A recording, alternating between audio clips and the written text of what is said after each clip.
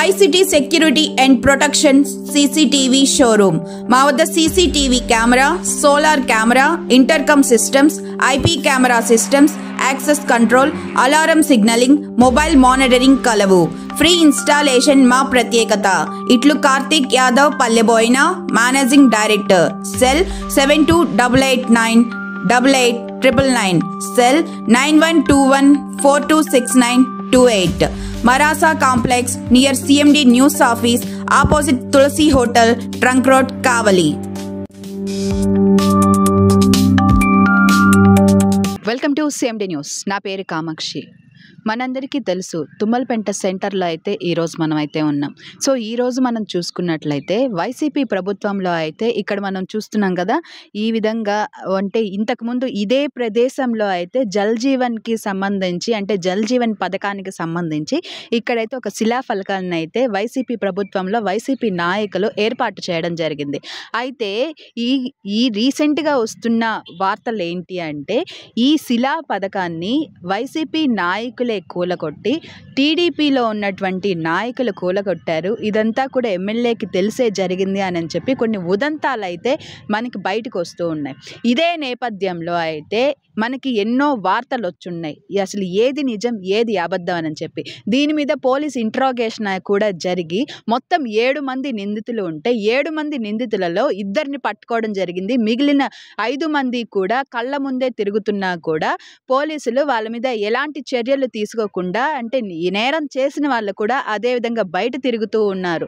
అయితే ఎందుకు ఈ విధంగా జరుగుతుంది, అసలు ఇలాంటి శిలా పథకాలని ఎందుకు పడగొడుతున్నారు, ఎందుకు టీడీపీ మీద కావలిలో ఉన్నటువంటి ఎమ్మెల్యే దగ్గుమాటి వెంకటకృష్ణారెడ్డి మీద ఈ విధంగా బురద జల్లాలి అని ఎందుకు ప్రయత్నాలు జరుగుతూ ఉన్నాయి అని అంటే ఎవరికి కూడా అది ఒక $1 మిలియన్ ప్రశ్నగా అయితే మిగిలిపోయింది. అంటే ఇక్కడ ఉన్నటువంటి కొంతమంది మత్స్యకారులు చెప్తున్న విధానాన్ని బట్టి మనం చూసుకున్నట్లయితే, మాకు టీడీపీ ప్రభుత్వం గెలిచిన తర్వాత వెంటనే కూడా మాకు కావాల్సిన రోడ్లు అనేవి వచ్చాయి, అదేవిధంగా మాకు ఎంతో సహాయం చేశారు, ఎన్నో అభివృద్ధి కార్యక్రమాలు అయితే మా తుమ్మలపెంటలో జరుగుతున్నాయి అని చెప్పనని తుమ్మలపెంట గ్రామ వాస్తవ్యులు అదేవిధంగా అక్కడ ఉన్నటువంటి నివాసులందరూ కూడా చెప్పిన సందర్భాలు అనేవి మన ఛానల్లో కూడా ఎన్నో వరకు చూడొచ్చు. మాకు ఎలాంటి ఇబ్బంది లేదు అన్న ఒక వాళ్ళ మాటలు, వాళ్ళ భావోద్వేగాలు, కొంతమంది అయితే ఏడుస్తూ చేతులు దండం పెట్టి ఇలాంటి ఎమ్మెల్యేనే మాకు కావాలి, మళ్ళీ కూడా ఆయన్నే గెలిపించుకుంటాం అనే ఒక భావోద్వేగంతో కూడిన సంభాషణలన్నీ కూడా మన CMD న్యూస్ ఛానల్లో అయితే మనం చూడడం జరిగింది.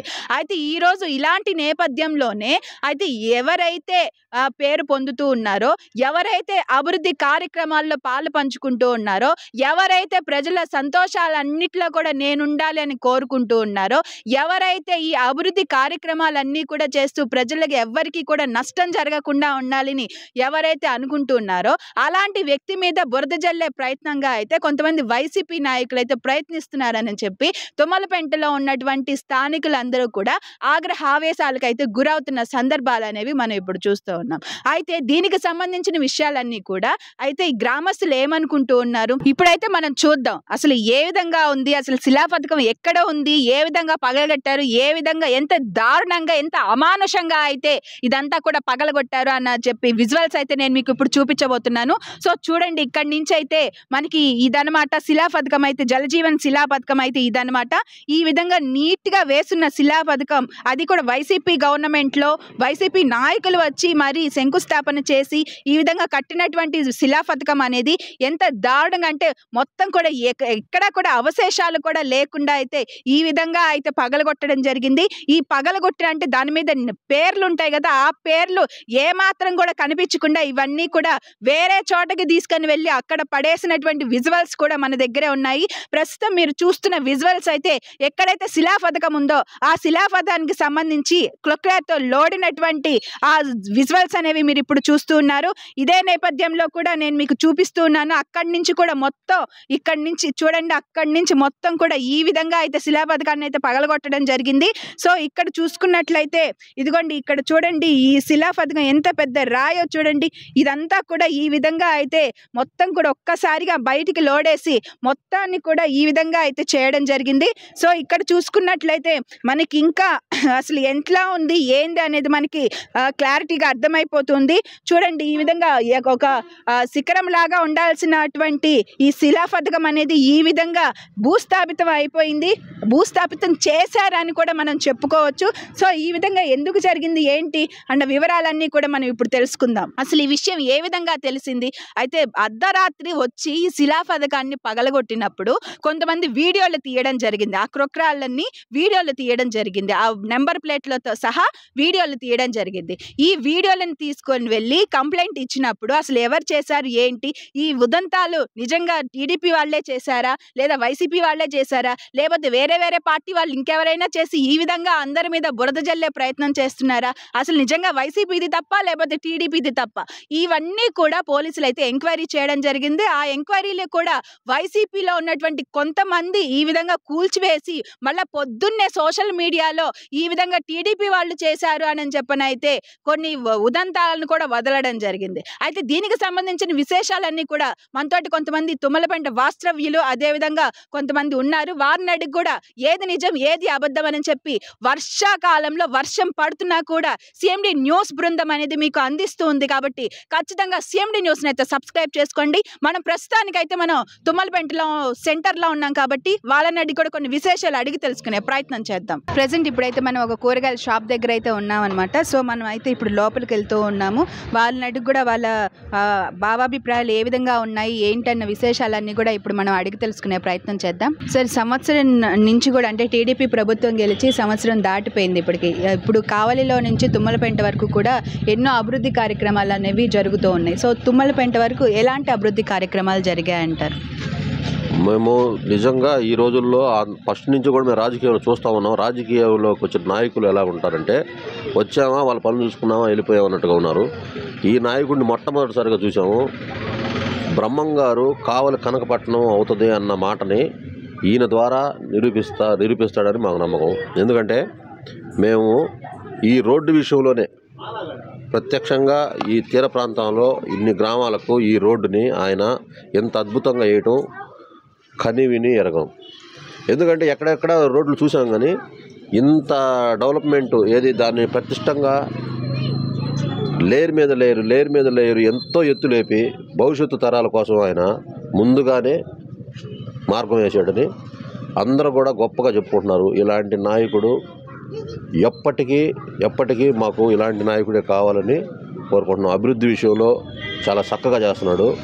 అంతేకాదు ఏదైనా సమస్య ఉంటే సార్ దగ్గరికి వెళ్ళి సార్ ఇది మా సమస్య అని చెప్తే విని వెంటనే ఆయన స్పందించి పరిష్కారం చూపిస్తున్నాడు. ఇలాంటి నాయకుడు ఉండటం నిజంగా మాకు చాలా సంతోషం. ఎప్పటికీ ఈయనే మాకు కావాలని కోరుకుంటున్నాము. సరే, అది కాకుండా ఇప్పుడు రీసెంట్గా కొన్ని వార్తలు అయితే రిలీజ్ అవుతూ ఉన్నాయి. అక్కడ తుమ్మలపెంట సెంటర్లో అయితే జల్ జీవన పథకాన్ని టీడీపీ వాళ్ళు కూల్చివేశారు అని చెప్పి వైసీపీ వాళ్ళు అయితే ఆరోపణలు చేయడం జరిగింది. సో ఇది ఎంతవరకు నిజమంటారు? అసలు దాని పరిస్థితి ఏంటంటారు? ఈ మధ్యకాలంలో మేము ఇటీవల ఒక వారం క్రితం ఇక్కడ బాగా తుమ్మలపెంట సెంటర్లో పైలాను పడగొట్టడం విషయం గందరగోళం సృష్టించింది. దాని మీద వచ్చేసి ఒక రాత్రిపూట వైసీపీ కార్యకర్తలు వాటిని ధ్వంసం చేయటం, అది తెల్లారి పొద్దున్న ఇంకొక లీడర్స్ కొంతమంది ఇది టీడీపీ వాళ్ళే చేశారన్న దాన్ని పబ్లిక్లో దాన్ని పెట్టడం, అది చాలా తప్పుడు ప్రచారం. అది దాని మీద మన కార్యకర్తలు టీడీపీ కార్యకర్తలు ఇది కరెక్ట్ కాదని చెప్పనని వెంటనే దీన్ని మన పోలీసు వారి దృష్టికి తీసుకురావడం, వాళ్ళు ఎంక్వైరీలే కాదు డైరెక్ట్గా వాళ్ళ వీడియోస్ కూడా వాళ్ళ ప్రూఫ్ ఉంది, ఆధారాలు అట్లా ఉండటం వల్ల కరెక్ట్గా వాళ్ళు చేసిన తప్పు మళ్ళీ పక్కన వాళ్ళ మీద రుద్దటం కరెక్ట్ కాదని చెప్పనని పోలీసు వాళ్ళు చర్య తీసుకుంటున్నారు. ఇంకా దాని మీద ఏదో జరుగుతున్నట్టుంది. ఇది కరెక్ట్ కాదు. వైసీపీ వాళ్ళకి ఇంకొకరి మీద, వైసీపీ వాళ్ళకనే కాదు ఒకరు చేసిన పని ఇంకొకరి మీద పెట్టడం అనేది కరెక్ట్ కాదు. దాని మీద నాయకులు వాళ్ళని ప్రోత్సహించడం కరెక్ట్ కాదు. అదే నాయకుడు అవతల పార్టీ వైసీపీ పార్టీ నన్ను ఉదాహరణకు నేనే ఉన్నాను, వైసీపీ పార్టీలో ఉన్నటువంటి కార్యకర్తలు నా ఇంటి మీదకి వచ్చి దుమ్మిగా కొట్టి నా ఇంటి వాతావరణాన్ని అంతా చంద్రవదనం చేసేసి మా మహిళల మీద దాడి చేసినా కూడా ఆ రోజు మేము కంప్లైంట్ ఇస్తే తీసుకోలేదు పోలీసు వాళ్ళు. ఈ విషయమై మన కావ్య కృష్ణారెడ్డి గారికి గతంలో ఈ విధంగా జరిగిందయా, నేను కక్ష తీర్చుకుంటానయా, నా మీద కేసులు కూడా ఉన్నాయా అని నేను ఎమ్మెల్యే గారి దృష్టికి తీసుకెళ్తే, ఈ ఎమ్మెల్యే గారు విధ్వంసాలు మనకొద్దు, శాంతియుతంగా పరిష్కారం చేసుకోవాలన్న మాట మాతో చెప్పి మమ్మల్ని ఓర్పుతోటి ఇప్పుడు దాకా తీసుకొని వస్తూనే ఉన్నాడు. ఇప్పటికీ ఆయన మాటలు మేము కట్టుబడే ఉన్నాం. ఆ విధంగా మా ఎమ్మెల్యే గారు వాళ్ళ మీద యాక్షన్ తీసుకోవాలనుకుంటే 2019 నుంచి మా మీద ఎలాంటి విధ్వంసాలు చేశారో వైసీపీ కార్యకర్తలు వీడియోస్తో సహా మా దగ్గర ఉన్నాయి. అయినా కూడా సార్ ఈ విధంగా జరిగింది, మాకు అన్యాయం జరిగింది, ఒక 15 కుటుంబాలు వెలవేసి ఉన్నారు, వాళ్ళు మాకు న్యాయం చేయండి సార్ అని చెప్పనని మేము పోతే, వివాదాలు వద్దు, కేవలం శాంతియుతంగానే పరిష్కారం చేసుకోవాలా, మిమ్మల్ని ఒకటి చేస్తా అదని చెప్పని అన్నాడే తప్ప ఆయన వాళ్ళ మీదకి పోయి విరుచుకుపడండి అని ఏ రోజు కూడా ప్రోత్సహించలేదు. అటువంటి నాయకుడు కావాలి. ఎప్పుడైతే వివాదం చేయడానికి పెద్ద సమస్య కాదు, ఆయన పోయి మీరు ఏదైనా చేయండి నేను చూసుకుంటాను అనే స్థాయి ఉన్నవాడే, కానీ అలాంటి వాడు కాదు. సమస్యని ఎప్పుడు కూడా పెంచుకోకూడదు, తుంచుకోవాలనేటువంటి సిద్ధాంతం గలవాడు. ఇలాంటి నాయకుడు చూశాను, నేను చాలామందిని చూశాను. ఇలాంటి నాయకుడు ఉండటం నిజంగా మాకు గొప్ప. అయితే గతంలో ఉన్న ఎమ్మెల్యేకి ఇప్పుడు ఉన్న ఎమ్మెల్యేకి గల తేడా ఏంటంటారు? ఇప్పుడు గతంలో ఉన్న ఎమ్మెల్యే గురించి అంటే అభివృద్ధి మీద ఆయన దృష్టి పెట్టలా, ఏదైనా సమస్య ఉంటే పరిష్కరించలా. ఇప్పుడు ప్రతి ఒక్కడు ఏదన్నా చిన్న చేతగా పనిచేసుకున్న వాళ్ళు లేకపోతే పెద్ద వాళ్ళు ఏ సమస్య ఉన్నా ఆయన మాట్లాడటానికి ఆయన ముందు వెంటనే నేనే నా 2-3 సమస్యల మీద ఆయన దగ్గరికి వెళ్ళటం జరిగింది. తర్వాత చూద్దాంలే చేద్దాంలే అనేవాడు కాదు. వెంటనే ఫోన్ చేసి పై అధికారికి, ఇదిగో మా అబ్బాయి మా నియోజకవర్గంలో ఈ సమస్య ఉంది, ఈ అబ్బాయికి ఈ సమస్య ఉంది, వెంటనే దీన్ని పరిష్కారం చేయాలా, దీంట్లో న్యాయం ఉంటే ఖచ్చితంగా పరిష్కారం చేయాలని వెంటనే ఆయన ఫోన్ చేయటం, సమస్యను పరిష్కరించడం. Is number 1 leader. అయితే ఈ విధంగా అయితే మీరు చెప్తూ ఉన్నారు ఎమ్మెల్యే గురించి. అయితే ప్రస్తుతం జరుగుతున్న పరిస్థితి ఏంటి అంటే, ఎవరైతే తప్పులు చేస్తున్నారో ఆ తప్పులు చేసిన వాళ్ళందరూ కూడా టీడీపీ మీద, అదేవిధంగా కావలి ఎమ్మెల్యే కావ్య కృష్ణారెడ్డి మీద ఈ విధంగా బురద జల్లే ప్రయత్నాలు అనేవి చేస్తూ ఉన్నారు. దీనిని మీరు ఏ విధంగా తీసుకొని స్పందిస్తారంటారు?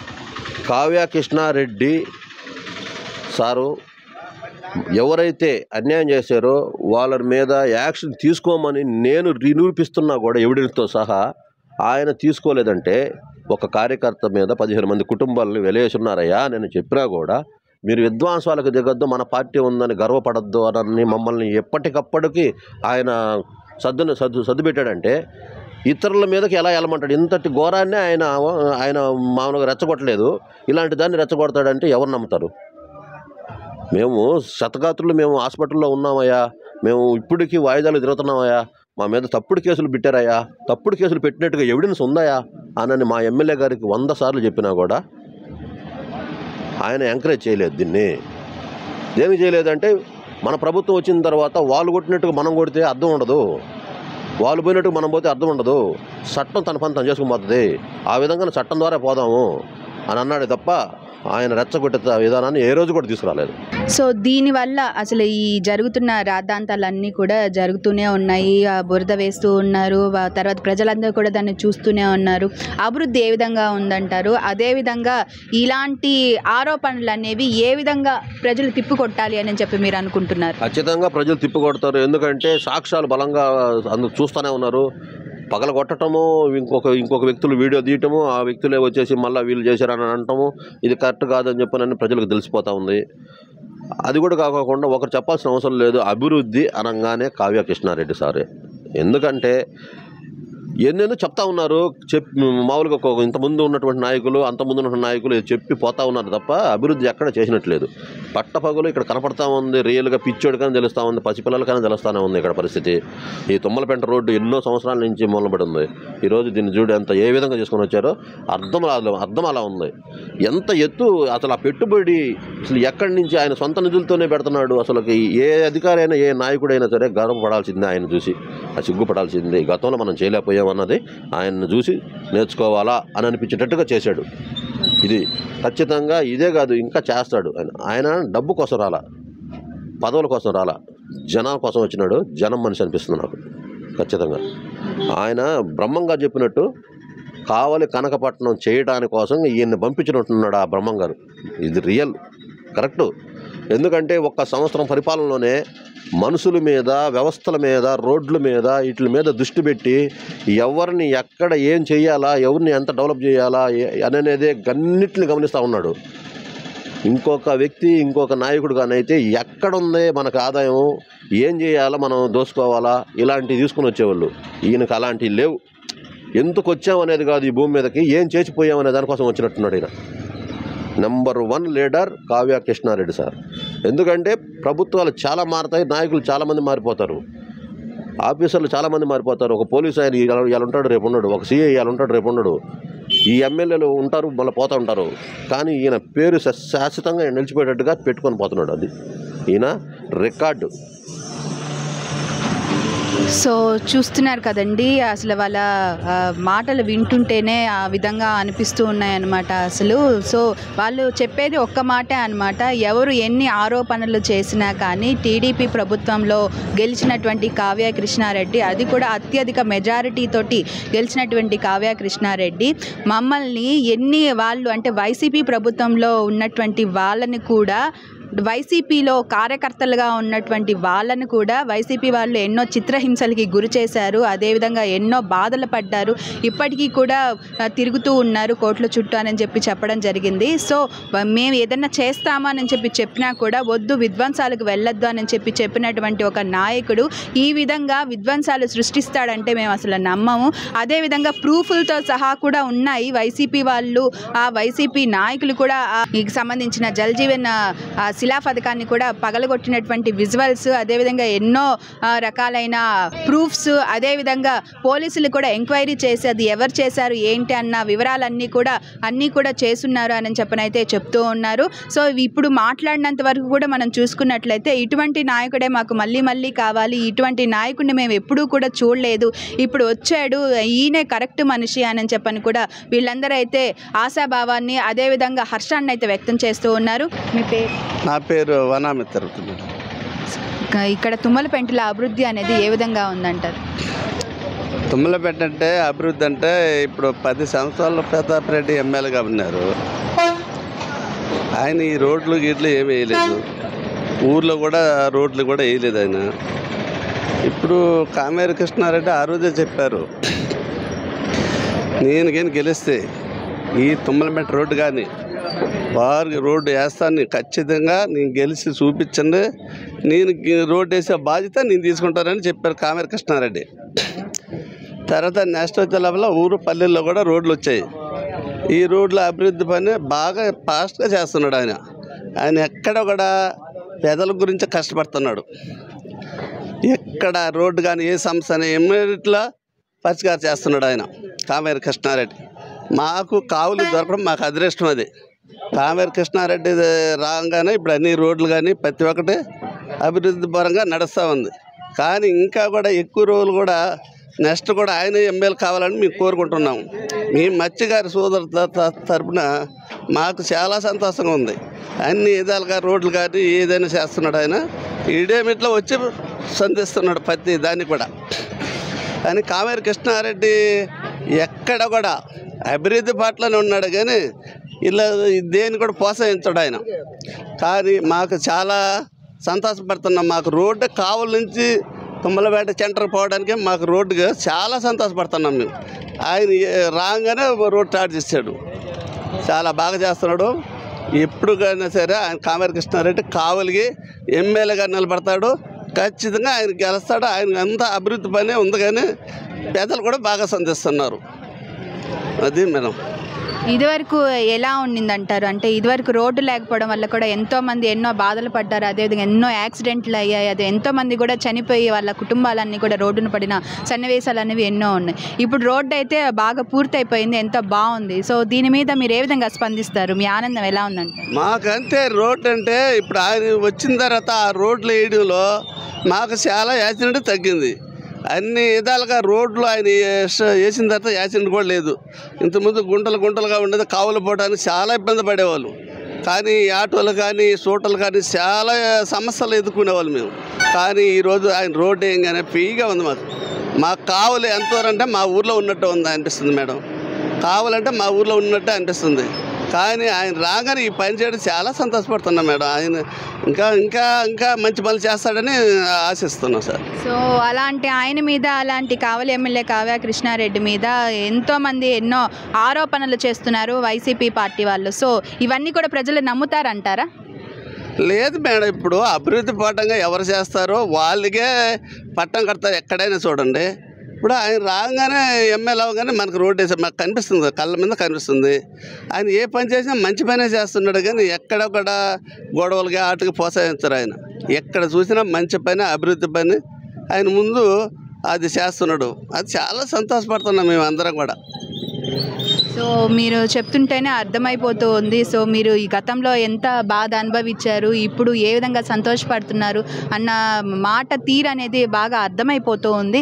సో చూస్తున్నారు కదండి, ఈ విధంగా అభివృద్ధి అనేది జరుగుతూ ఉంది. కావలిలో కానివ్వండి, తుమ్మలపెంటలో కానివ్వండి, లేదా కావలిలోకి అనుసంధానమైనటువంటి ఏ గ్రామమైనా సరే రోడ్లు వస్తూ ఉన్నాయి. అదేవిధంగా వాళ్ళు ఏ సమస్య అయినా సరే వెళ్ళి అక్కడ చెప్తే మాత్రం కావలి ఎమ్మెల్యే దగ్గర ఆ సమస్య అనేది ఖచ్చితంగా పరిష్కారం అవుతుందని చెప్పి ఇక్కడున్న గ్రామస్తులందరూ కూడా చెప్తూ ఉన్నారు.